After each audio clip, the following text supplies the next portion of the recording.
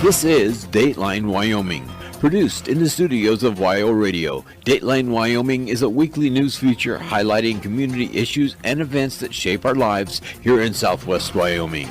In-depth analysis and interviews with the people behind the headlines. Views and opinions expressed on this program are not necessarily those of WyoRadio ownership, management, or those of our sponsors. Time will be made available for responsible dissenting opinion.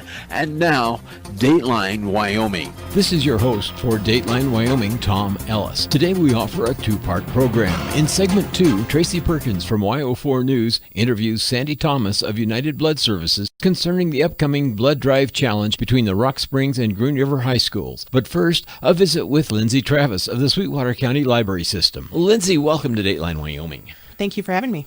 Let's talk just a little bit about the Sweetwater County Library System and how it relates to the community and its importance to the community. One of the missions of the Sweetwater County Library System is to improve the quality of life for those in Sweetwater County. We do that by having programs, providing materials and services that can help people out in their lives in general.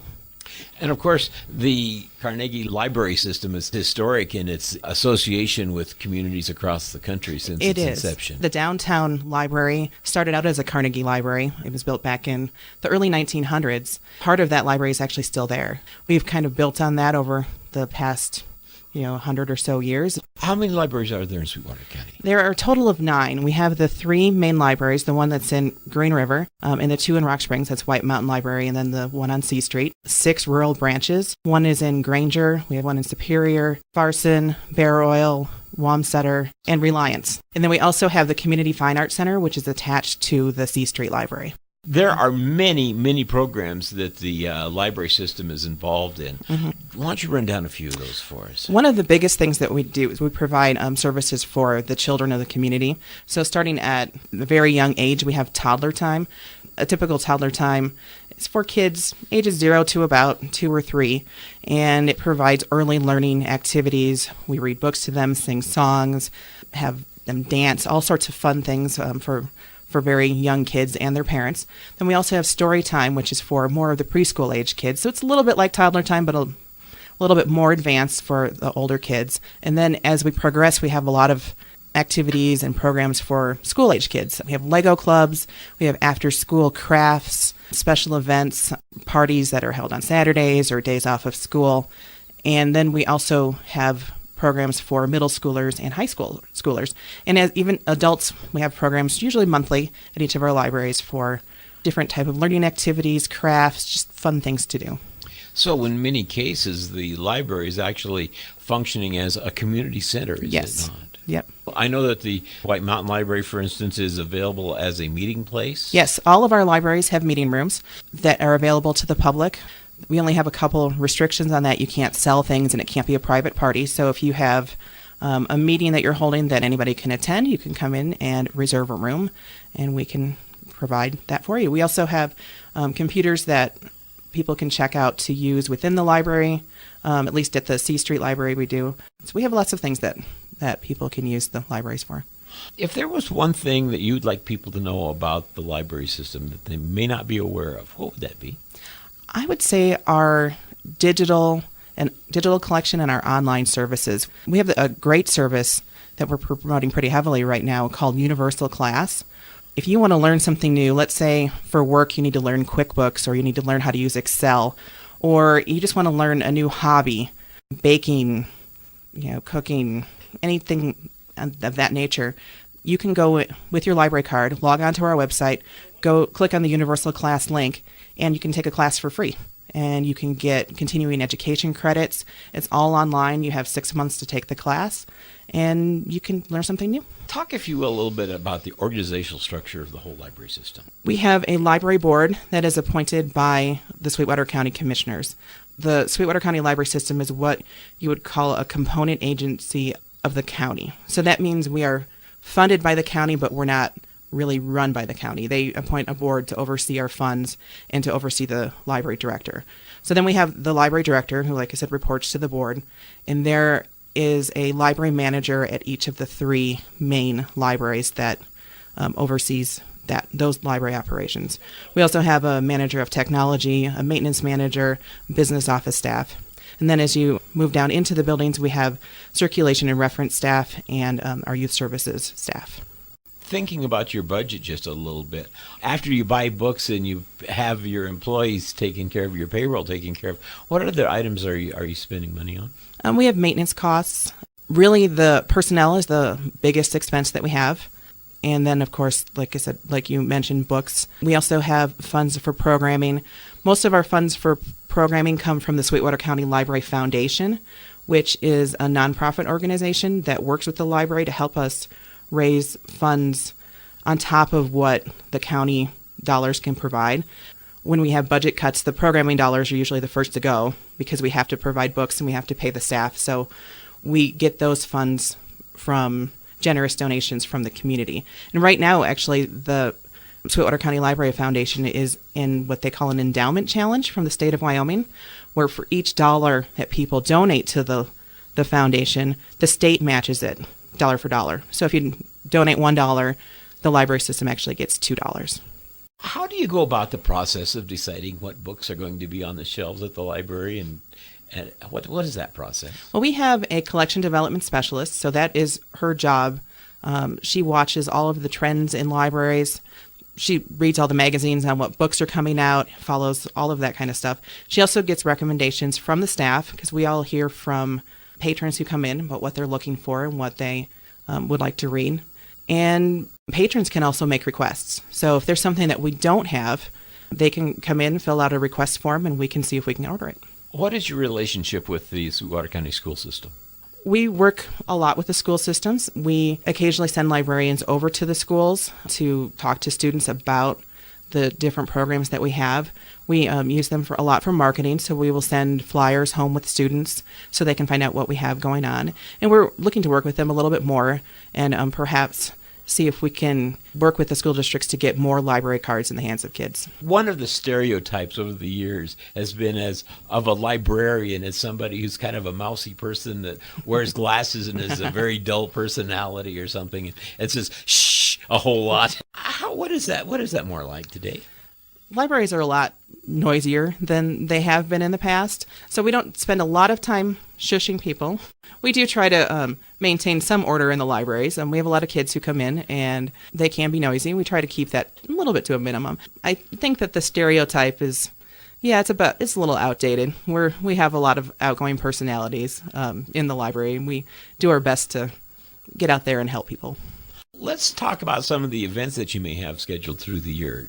At the downtown library, we have monthly puppet shows. They are typically on a Thursday night and involve our great C Street puppets, our youth services staff, and of course they have books and crafts for kids. Typically that's the third Thursday of the month, except when we get into March and we have our Dr. Seuss party, so we'll have that a little bit earlier in March.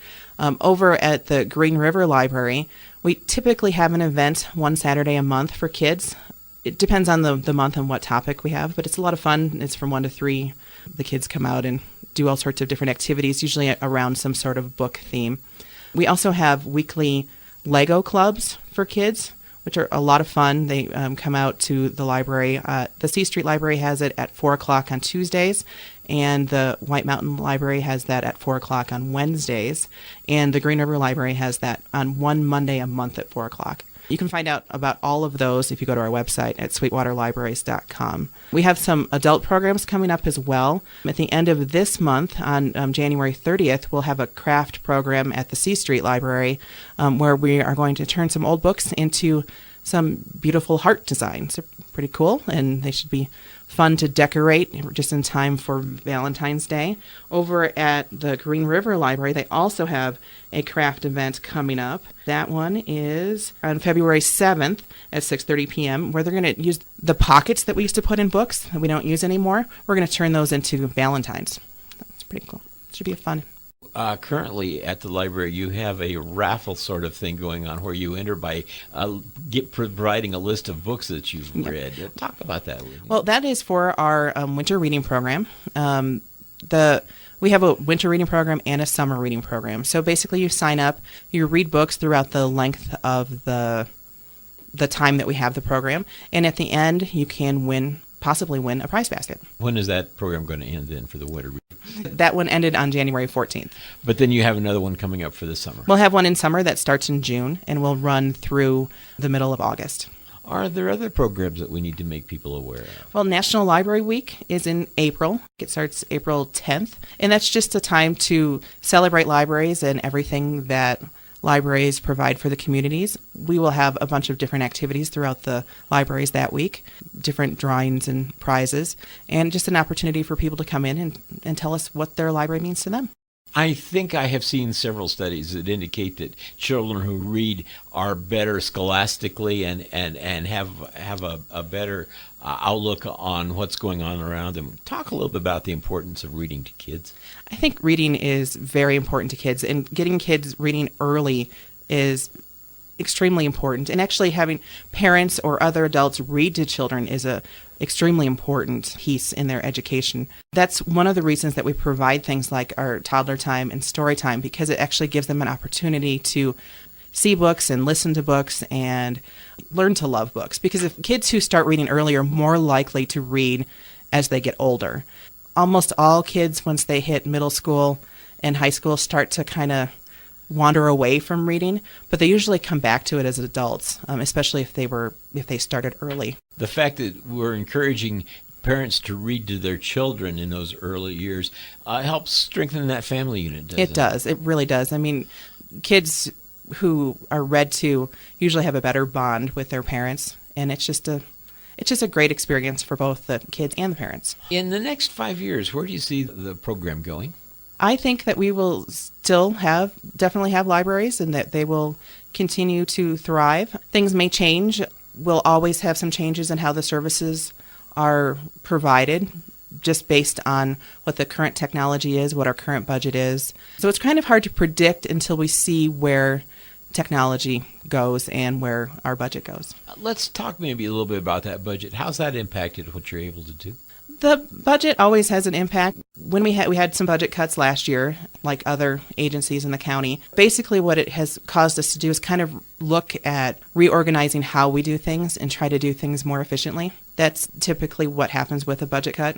So we just have to figure out how to continue to provide the best that we can with the money that we have. Things like hours at the library is Yes. open and that Yep. type of thing? Yeah, we did reduce our hours by 1 hour most days of the week because of the budget cuts. Are all the libraries open the same hours? The two in Rock Springs and the one in Green River are all open the same hours, and that's 10 a.m. to 8 p.m. Monday through Thursday, 10 to 6 on Fridays, and noon to 5 on Saturdays. Our 6 rural branches are open typically about 10 hours a week, and those vary based on the location. We talked briefly about your online services. Let's talk a little bit more about what is available there. We have a great online tutoring service that's available for both kids and adults, actually, within Sweetwater County. It's available every day starting at 4 o'clock until I think about 11. People can log on if you have an assignment, a paper, have some questions about your math studies. You can talk to a live tutor online and they can give you some help. So let's say you have a math problem that you're struggling with. You can go onto that site, request a tutor. They will find somebody who is an expert in math to talk with the students through a chat. They can upload the question and the tutor can help walk them through it. Also, if with let's say a term paper or some other type of writing assignment, students can upload their papers, have it reviewed by a tutor that is an expert in that field, and get some feedback within 24 hours. Also, that service provides training on resumes and writing cover letters and the job hunting process. So basically, to get to that service, you have to go to our website, sweetwatercountylibraries.com, and click on online services and then scroll down for tutor.com. Do you need a library card for that? You do. You would need a valid library card and your PIN. If you don't know what your PIN for your library card is, you can call any of the libraries and we will help you through that. What's the process of getting a library card? All you have to do is come in, fill out an application. You would need to have proof of ID and something that shows that you live in Sweetwater County. One of the services I have become more or less addicted to is your audio books. Ooh, I love audiobooks. Yeah. Talk a little bit about that. Audiobooks are just books that are read to you. There are several formats that you can check out audiobooks.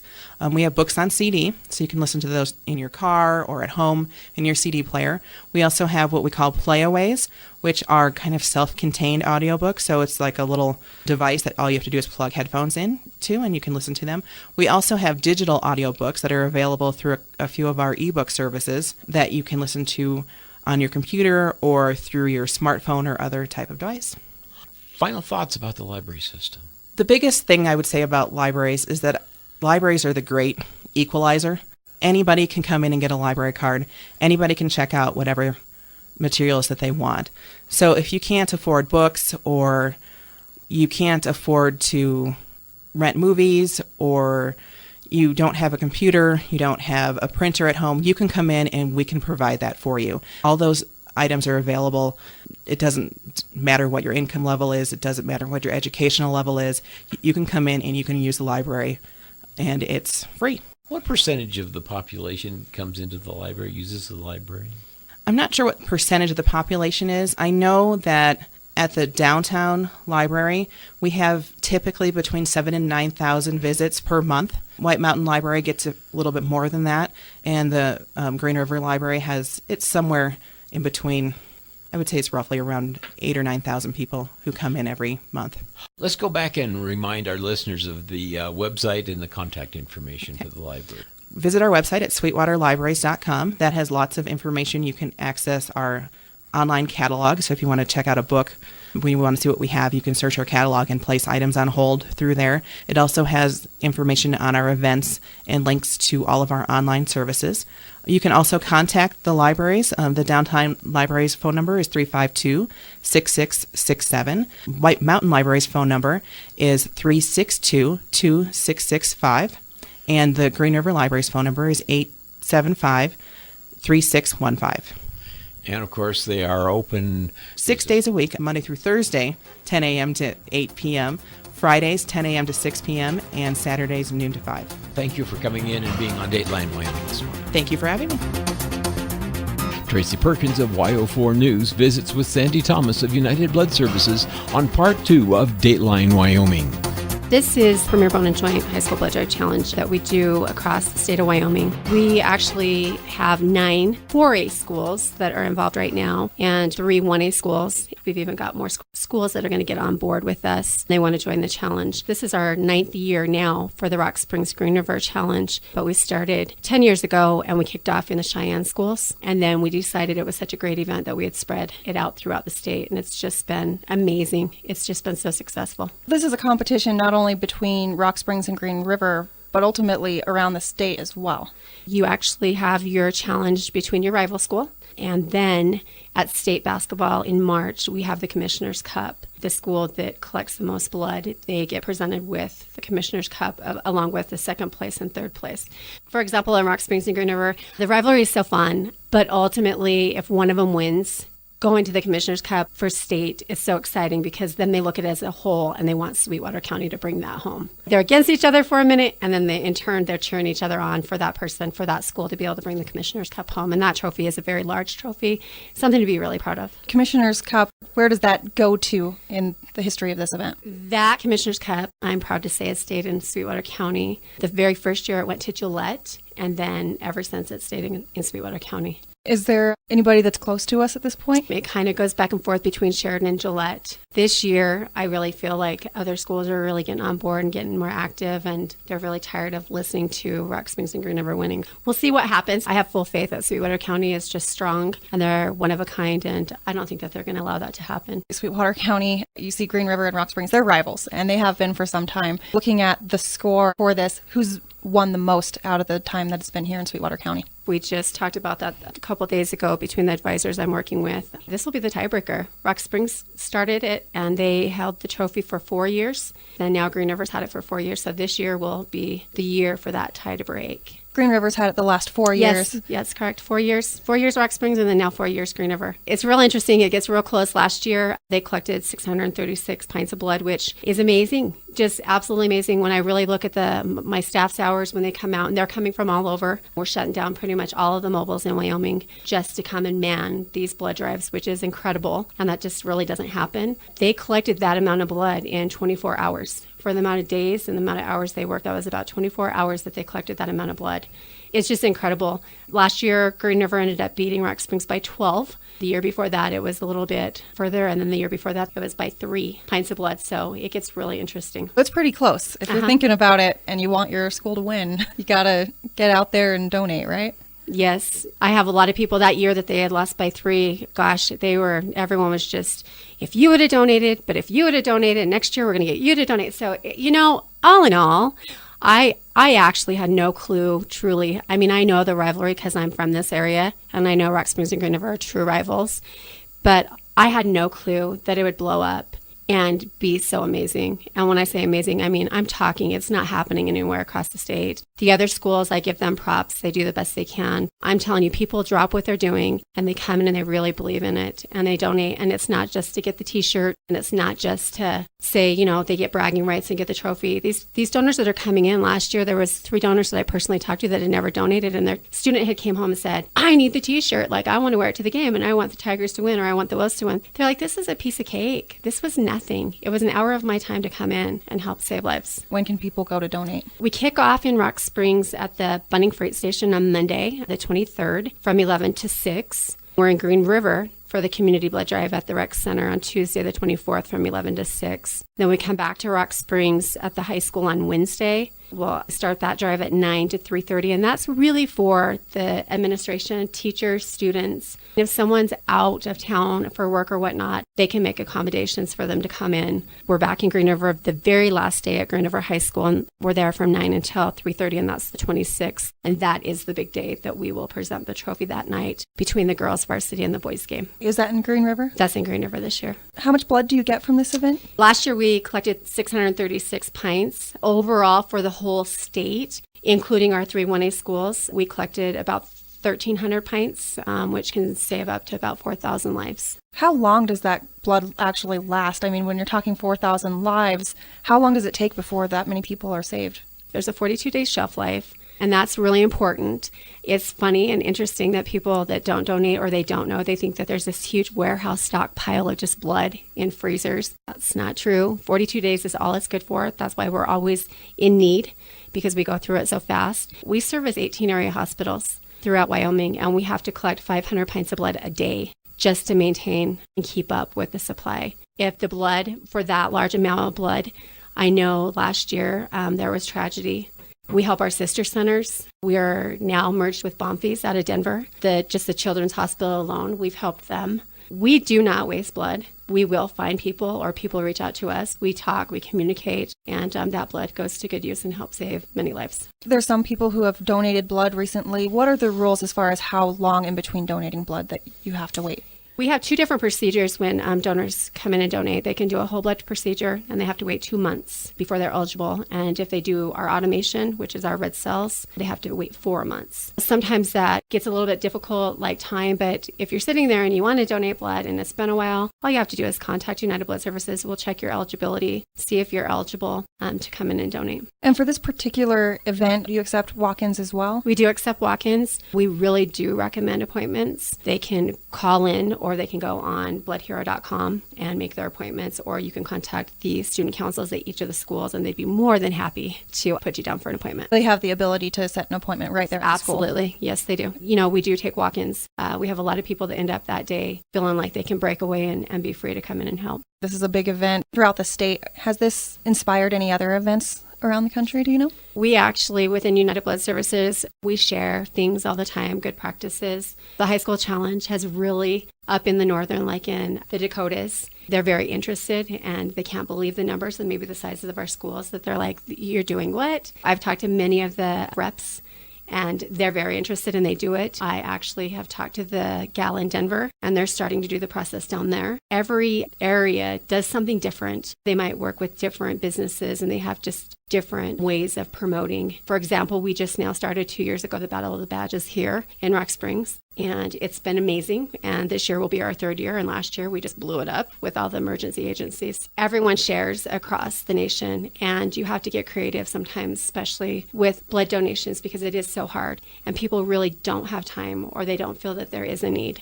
When we inject fun into the environment, then people, they come and they want the t-shirt and they want to help save lives. And it's just a really good thing. And that's what we try to do, is we try to add fun with the high school challenge, rivals saving lives together. What couldn't beat that? The total amount for Sweetwater County, what did each school donate last year? Last year, Green River collected 324 and Rock Springs collected 312. The difference of 12. Pretty close last year. That's right. The 1A schools, they do amazing. We've got Farson and Baggs and Cokeville that are involved in it too. And for how small their communities are, it's really amazing that the numbers that they come in to support this event. You said that some of the other areas kind of look to Wyoming in this event and say, how do you get those kinds of numbers? Is this a big event nationwide? This is a large event. Like I said, when we're collecting these high school challenges, we don't spread them out through the year. We basically have them geared right around basketball season because of the fact of you've got the rivals, you got it to where people can wear their shirts to the game to promote and show, hey, look, I'm a hero and I'm supporting the Tigers or the Wolves or whatever it may be. Rock Springs and Green River, that's kickoff time for all the high school challenges. And our staff just goes the week after, the week after, the week after, all the way up until the second week of March. They stay busy with a high school group. As far as Wyoming, and just coming off the winter months, understand summers and winters are our hardest times. And that's when we use the most blood and we need people. When we've got people looking in, they say, wow, Wyoming's drawing that much blood. And then they look at in that amount of time, we just know how to do it. If somebody's unable to donate for this event, whether it's they've donated before or they just don't have the ability to at this point, how can they donate blood in the future? We actually have staff that come out and we call them mobile blood drives. And so if there's any businesses or we come out and we set blood drives up, we bring our truck out and we can set up right in your facility. We're out in this area at least 2 weeks out of the month. Is there a website that people can go to see when those mobile drives will take place? So they can go to unitedbloodservices.org or they can go to bloodhero.com and enter the zip code, and it will bring all the blood drives up for their area. I really think it's important to let people know and make them aware that we never know when it might be us or someone we love that needs the blood. Just don't wait till it's someone that you know. If you're well and healthy, average adult has 8 to 11 pints of blood. And to give up 1 pint, that 1 pint of blood could save up to 7 babies or 3 adults. The demand for blood is constant and the supply is not, and we're always needing help. Thank you. You're welcome. Our guests on Dateline Wyoming today have been Lindsay Travis of the Sweetwater County Library System and Sandy Thomas of United Blood Services. Join us next Sunday at this time for Dateline Wyoming. You have been listening to Dateline Wyoming with your host, Tom Ellis. Dateline Wyoming is a public affairs presentation of WyoRadio News presented every Sunday at this time, highlighting community issues and events that shape our lives here in Southwest Wyoming. Views expressed on this program are not necessarily those of WyoRadio ownership, management, or that of our sponsors. Time will be made available for responsible dissenting opinion. Audio copies of this program will be available each Monday following the program's airtime on Sunday at youtube.com/WyoRadio.